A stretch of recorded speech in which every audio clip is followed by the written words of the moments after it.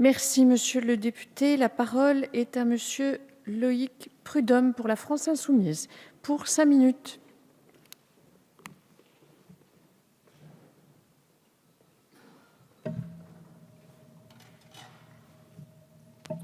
Merci Madame la Présidente.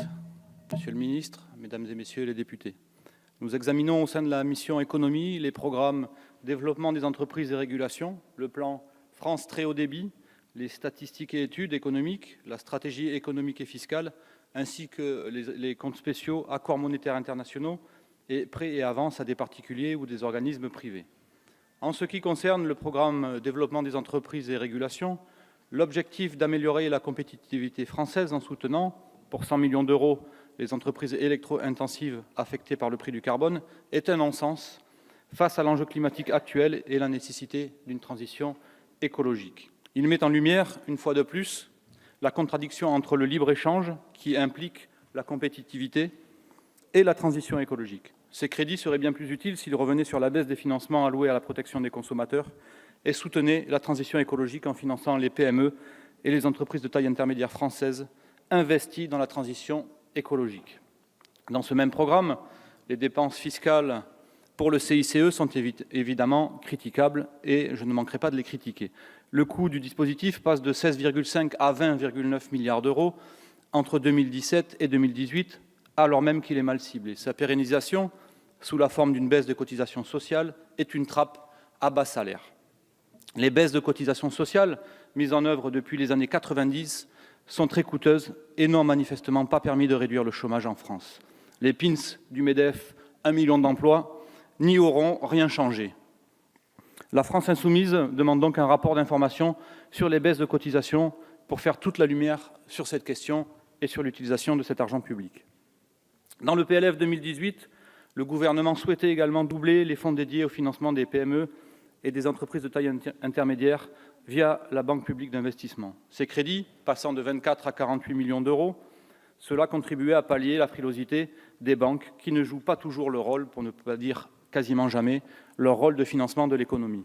Nous nous en félicitions, jusqu'à ce que nous découvrions l'amendement du gouvernement qui baisse de 7 millions d'euros ces crédits. Le volume de prêts garantis par la BPI aux PME et ETI sera en conséquence réduit en raison d'une dotation plus faible. Comment expliquer ce rétropédalage? Le gouvernement donne sans compter aux riches, mais devient d'un coup très regardant quand il s'agit de financer l'économie réelle. Un comble quand on vous entend à longueur de séance nous expliquer comment vous comptez être dans le réel. En ce qui concerne le plan France très haut débit, la France insoumise remarque, en s'appuyant sur les travaux de la Cour des comptes, que le coût du plan est évalué à 34,9 milliards d'euros, alors qu'il devait être de 20 milliards d'euros. De plus, les opérateurs privés n'ont investi que 1 milliard au lieu des 3 milliards prévus. Les collectivités, déjà sous pression financière, en pâtissent. Nous posons la question au gouvernement. Les entreprises des télécoms respectent-elles leurs engagements? Pour le compte prêts et avances à des particuliers ou des organismes privés, l'amendement Express 1038, déposé par le gouvernement et non étudié en commission, nous pose question. Cet amendement, à 1,7 milliard d'euros, prévoit un prêt à une société créée par la SNCF et Aéroports de Paris pour construire le réseau rapide Charles de Gaulle Express, dont le ministre nous a parlé tout à l'heure. Mais, monsieur le ministre, vous ne nous avez pas tout dit. Cette société obtiendrait une concession accordée pour 50 ans. Or, le groupe Aéroports de Paris fait partie des sociétés souvent évoquées dans les listes de privatisation à venir. Si c'est le cas, nous allons nous retrouver avec une société en majorité privée qui héritera de l'exploitation de la liaison rapide Paris-Charles de Gaulle pour 50 ans, sans aucun garde-fou sur les redevances qu'elle pourra exiger. Pourquoi l'État n'a-t-il pas conduit les travaux en maîtrise d'ouvrage lui-même? Pourquoi recourt-il à une concession de 50 ans? Voilà les questions qui nous intéressent et pour lesquelles nous aimerions avoir des réponses claires et précises.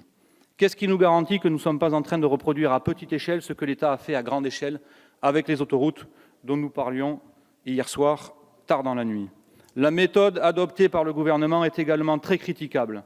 Un amendement déposé en séance, non examiné en commission, pour 1,7 milliard d'euros d'autorisation d'engagement, soit presque autant que les crédits de la mission tout entière. Ce n'est pas respecter le Parlement que d'agir de la sorte.